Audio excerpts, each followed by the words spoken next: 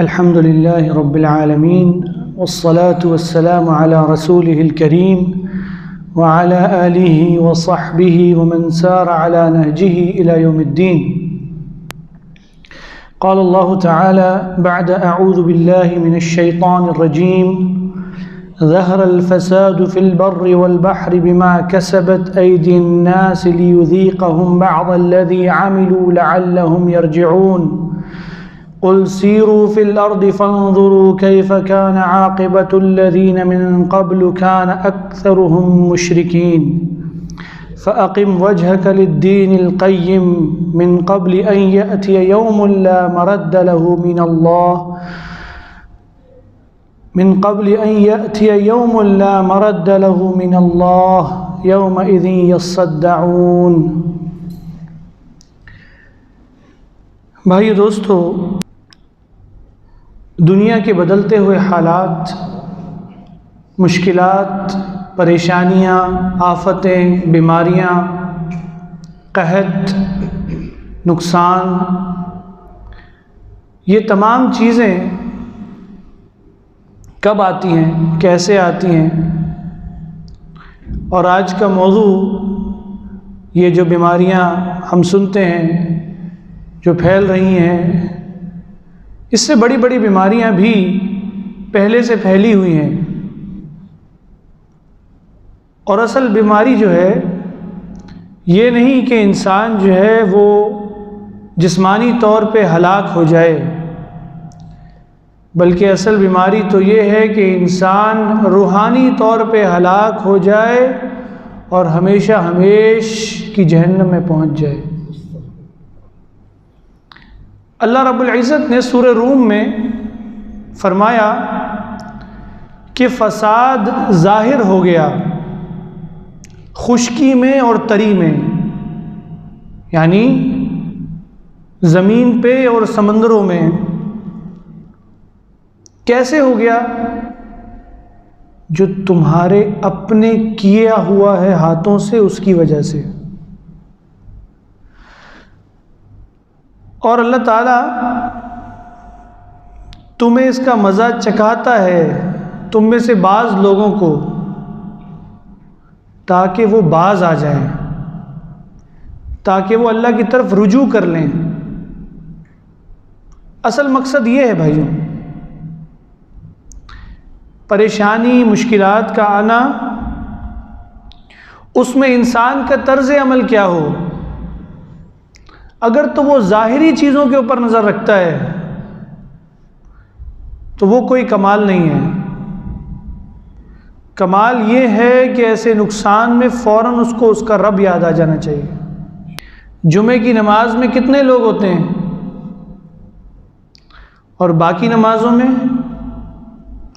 ये आफतें हमें बार बार तंबीह करती हैं कि इंसान पलटाए अपने आप को अल्लाह की तरफ। अल्लाह ताला ने ये कहत, बीमारी, फसलों की तबाही, आफतें, मुसीबतें ये क्यों आती हैं? इन्हीं आयतों में, अगली आयत में फरमाया कि लोग शिर्क करते हैं तब ये बीमारियां आती हैं, तब ये मुसीबतें आती हैं। अपने हाथों की कमाई का मतलब क्या है?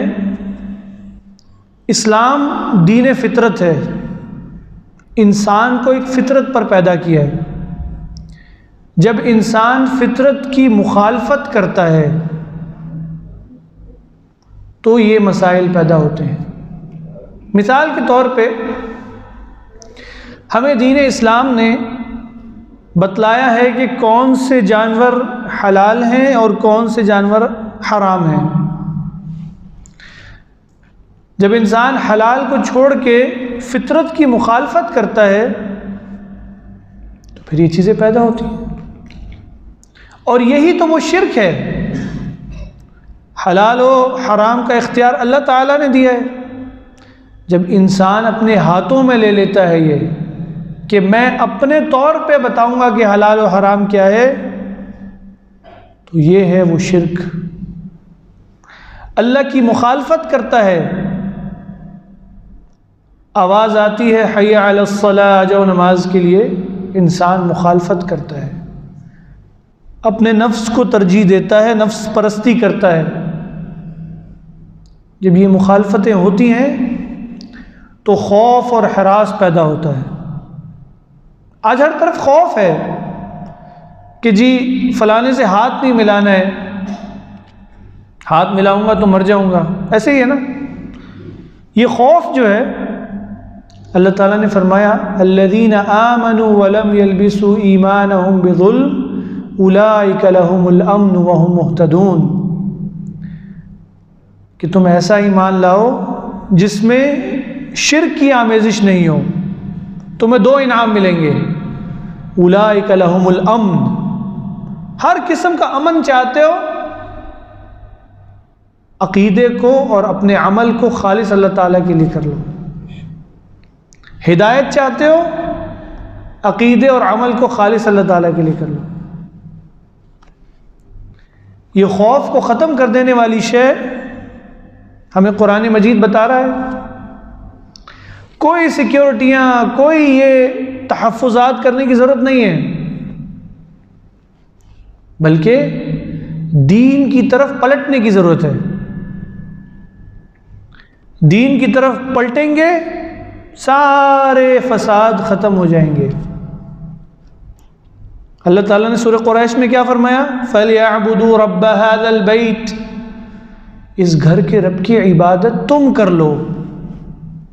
तो क्या मिलेगा तुम्हें, अल्लज़ी अतअमहुम मिन जूइन व आमनहुम मिन खौफ, जब भी भूख लगेगी वो तुम्हारा पेट भर देगा, तुम्हें खाना दे देगा, और जब भी कोई खौफ आने लगेगा वो तुम्हें अमन दे देगा। शर्त क्या है, इबादत कर लो उस घर के रब की।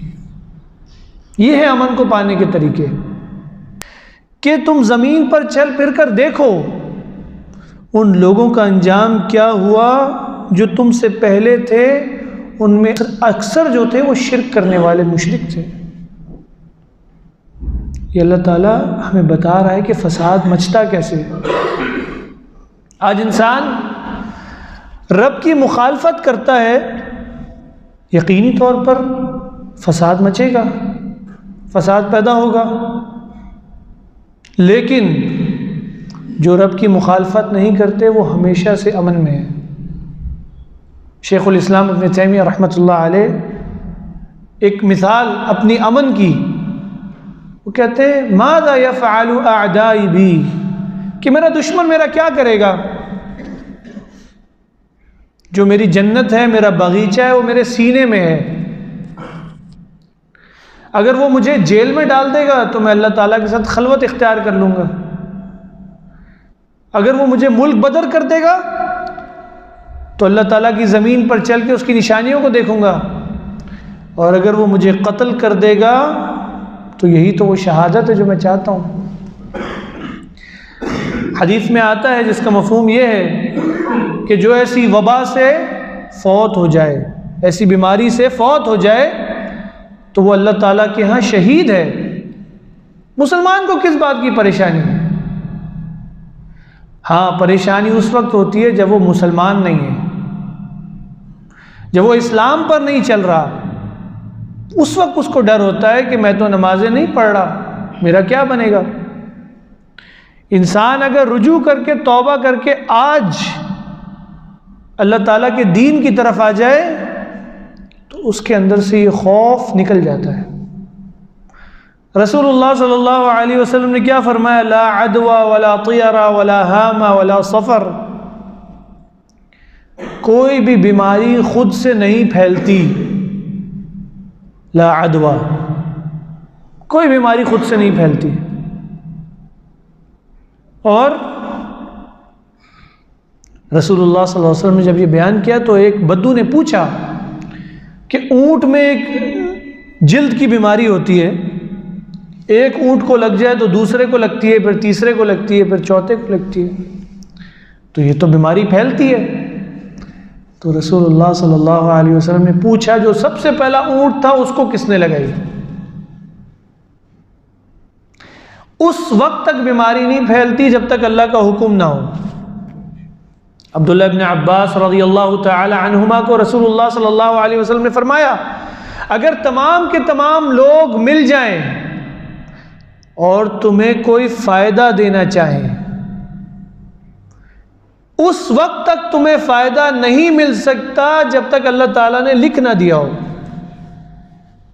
और फिर फरमाया, अगर तमाम के तमाम लोग मिल जाएं और तुम्हें नुकसान देना चाहें, उस वक्त तक नुकसान नहीं होगा जब तक अल्लाह ताला ने लिख ना दिया हो, अल्लाह का हुक्म ना हो। इसीलिए एहतियात करें, लेकिन अपने अंदर और अपने गिरदो नवा में खौफ पैदा ना करें। रसूलुल्लाह सल्लल्लाहु अलैहि वसल्लम ने हमें ये भी तालीमात दी हैं कि अगर बीमारी फैल जाए तो वहाँ से निकलो नहीं और वहाँ पर जाओ नहीं। दोनों बातें हैं। बीमारी अगर लगती है तो अल्लाह के हुक्म से लगती है, लेकिन अगर लग जाए तो उसके ऊपर सब्र करने की ज़रूरत है, वावेला मचाने की ज़रूरत नहीं, बल्कि अल्लाह की तरफ रुजू करने की ज़रूरत है। दीन इस्लाम हमें हर किस्म की रहनुमाई देता है। इसी तरह से अल्लाह ताला ने मज़ीद जहाँ पर फरमाया कि फ़साद मच जाता है अपनी वजह से, और ज़मीन पर चल के देखो कि शिर्क करने वालों की वजह से ये मामलात ख़राब होते हैं, तो आगे फरमाया फ़अक़िम वजहक लिद्दीनिल क़य्यिम, अपना चेहरा सीधा कर लो दीन की तरफ, अल्लाह की इताअत की तरफ, खालिस मुखलिस होकर। इससे पहले कि वो दिन आए जिस दिन अल्लाह की तरफ से कोई सूरत नहीं, यानी कोई मदद नहीं आएगी, और उस दिन काफिर और मुसलमान अलग अलग हो जाएंगे। तो बात यह है कि इस्लाम जो है, इस्लाम वो सलामती का दीन है। वो चाहता है कि हर वक्त सलामती के कलिमात हों, परेशानी के कलिमात ना हों। इसलिए जब बीमार के पास जाते हैं तो क्या हमें हुक्म है, क्या दुआ बताई रसूलुल्लाह सल्लल्लाहु अलैहि वसल्लम ने कि बीमार को क्या कहो, ला बअस तहूरुन इंशाअल्लाह, कि कोई परेशानी की बात नहीं है, तुम्हें पाक कर देगा, या तो तुम्हें गुनाहों से पाक कर देगा और तुम्हें इस बीमारी से पाक कर देगा। दोनों बशारतें हैं। इसीलिए रसूलुल्लाह सल्लल्लाहु अलैहि वसल्लम ने फरमाया कि मोमिन का मामला बड़ा अजीब है। जब उसके पास कोई नेमत आती है तो अल्लाह का शुक्र अदा करता है, और जब उसके ऊपर कोई परेशानी आती है तो सब्र करता है, और दोनों काम करने में उसके लिए अजर ही अजर है। तो ये है कि इंसान को चाहिए कि वो बिल्कुल परेशान ना हो। सफाई वैसे ही होनी चाहिए, क्योंकि सफाई जो है वो दीन इस्लाम उसकी तरगीब हमें दी है। इंसान अपने आप को साफ रखे, बावजू रहे, नमाजों की पाबंदी करें। तारीख उठा के आप देखें,